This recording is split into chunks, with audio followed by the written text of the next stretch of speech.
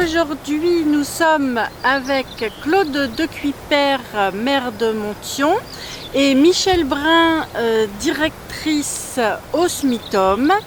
Et le SMITOM qu'on aperçoit là derrière, le centre intégré de traitement de Monthyon. On va parler de l'implantation de la ferme, une ferme voilà, aquacole de gambas, donc qui va être implantée juste derrière vous en fait, là, dans le champ de blé. Qu'est-ce que vous pouvez nous dire concernant principalement l'effet local de cet élevage? Bon, alors déjà expliqué par rapport au site, le site a été choisi ici puisqu'on est immédiatement à proximité de l'UVE, l'unité de valorisation énergétique, et c'est un site en fait de 17 hectares. Tout le champ de blé là, tout le champ, voilà. Ce champ-là. Le projet de l'entreprise Lisaqua, c'est de débuter sur une surface au début d'une dizaine d'hectares, sur laquelle ils implanteraient environ 8 hectares de serres sous lesquels seraient implantés les bassins. D'accord. Donc c'est des bassins remplis d'eau évidemment pour l'élevage des crevettes, des gambas. Voilà. C'est des grosses crevettes en fait. C'est des grosses crevettes, voilà. Donc c'est porté par une entreprise qui a débuté son activité tout près de Nantes, par une petite production, au début je crois d'une centaine de... Au départ c'était effectivement une centaine de kilos, puis après... Et en fait leur but c'est évidemment de développer cet élevage, cette ferme aquacole.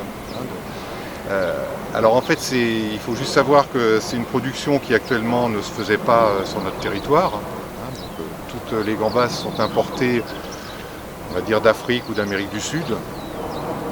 Et donc le gros intérêt écologique, environnemental, c'est que, comme le défend l'entreprise, et avec raison, c'est ce qu'ils appellent le triple zéro, c'est-à-dire qu'en fait on a très peu de kilomètres pour valoriser cette production, c'est-à-dire qu'on est tout près de Paris et tout près de Rungis. Les sources d'écoulement en fait. Les sources, bien sûr, oui. Après on a donc zéro pollution, puisqu'en fait il n'y a pas de rejet, dans le milieu même naturel. De rejet, voilà, il y a un système qui permet que tout est recyclé. Il y a très peu d'utilisation d'eau. En fait, il n'y a pas de gaspillage au niveau de la ressource en eau aussi. Oui, parce que je crois que les déjections des gambas sont réutilisées. Voilà, par des micro-organismes qui injectent ça et qui après serviront aussi à la nourriture, l'alimentation des animaux. D'accord, donc des animaux comme les vaches, d'autres animaux, on ne sait pas? Je ne sais pas. Franchement, je ne sais pas, mais l'élevage. Voilà, oui, voilà. On a un intérêt très local, même si les gambas ne sont... Je rajoute, pardon, ah oui, pardon, le triple zéro. Le troisième zéro. Il n'y a pas d'antibiotiques. Voilà. Contrairement à tout ce qui est produit et qui nous arrive en France. Voilà. Là, c'est produit sans antibiotiques. Oui, parce que mis à part le bio, mais qui de toute façon doit arriver en France, donc a une empreinte carbone. Voilà, c'est ça. Là, celles-ci elles ne sont pas bio, mais n'ont pas d'antibiotiques et n'auront pas d'empreinte carbone ni de pollution. D'où l'intérêt énorme de cette production. Et après, au niveau local, en dehors de cette entreprise qui va se créer ici, qui est valorisante pour notre secteur, on a aussi la création d'emplois, qui est important. On table sur une quarantaine d'emplois. Et qui seront des emplois d'abord ouverts aux locaux, des emplois diversifiés, c'est-à-dire aussi bien des employés agricoles qui travailleront dans les serres elles-mêmes que des emplois après plus techniques ou des emplois commerciaux. L'usine produit incinère les ordures ménagères, produit de la chaleur. Le SMITOM, oui. Ouais.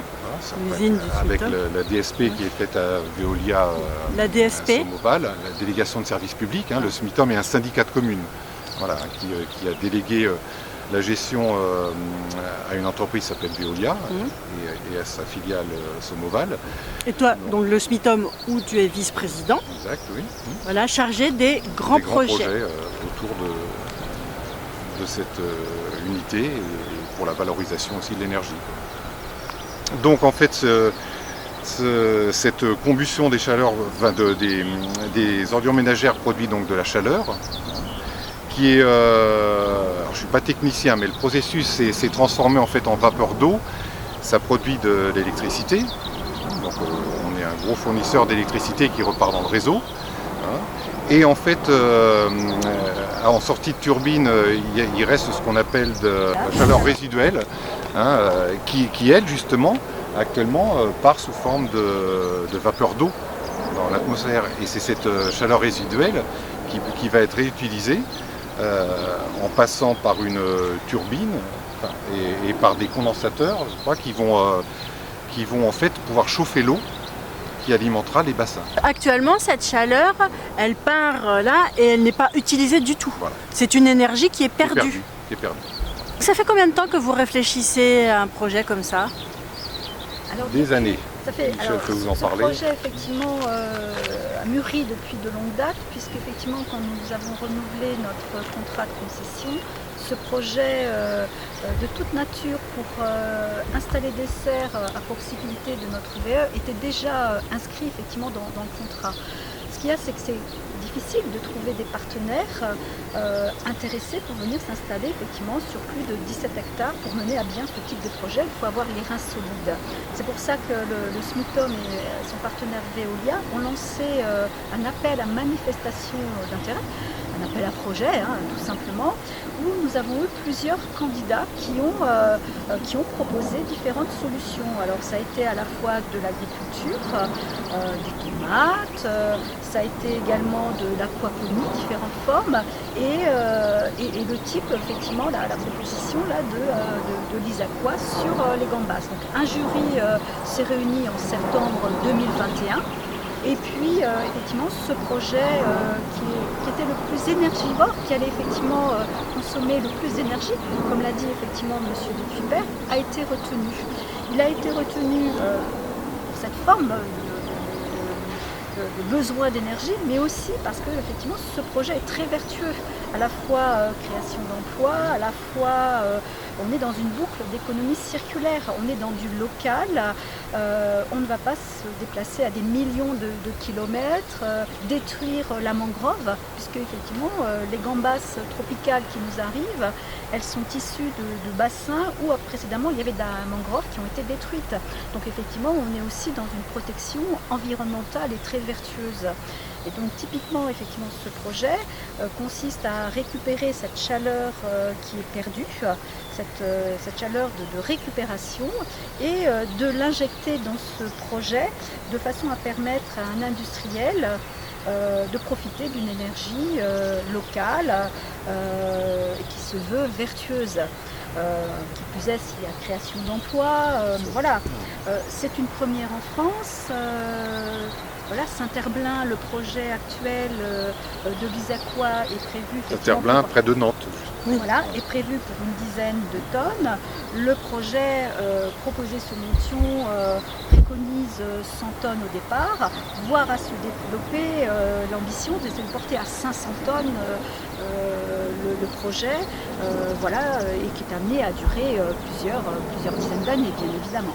D'accord. Donc les gambas vont devenir un animal local. Oui. Ça peut faire sourire, mais c'est sérieux. Donc les circuits, donc, elles vont pouvoir être écoulés localement, on va pouvoir les acheter localement? Justement, ce qui intéresse beaucoup l'entreprise, comme je le disais tout à l'heure, c'est la proximité du grand marché de Rungis, évidemment, mais aussi de tout ce qu'il y a autour de Paris. On est vraiment ici, vous savez, on est à un peu plus de 40 km de Paris, donc c'est pour eux une situation idéale. D'accord. Et est-ce qu'elles vont être, est-ce qu'on sait déjà si elles vont être distribuées, mis à part Rungis, qui pour les locaux, bon c'est quand même un peu loin et c'est pas de l'achat direct. Est-ce que on y aura accès ou pas à l'achat? Tout se passera par des grossistes, effectivement les poissonniers locaux, mais ça sera par des grossistes, effectivement, puis il y a le marché de Rungis. Par contre, ce qui est prévu, c'est d'avoir sur place une boutique qui pourrait effectivement vendre en direct les gambas, les dérivés, vous savez, les petits tartinables, etc. Et pourquoi pas même consommer, on pourrait imaginer à terme effectivement la possibilité de déguster entre midi et deux Un petit resto. un petit Voilà, gambas, un petit resto gambas. voilà, Ça fait partie des idées qui ont été voilà. émises sur ce site et sur lesquelles évidemment on est très favorable et qu'on aidera à se réaliser.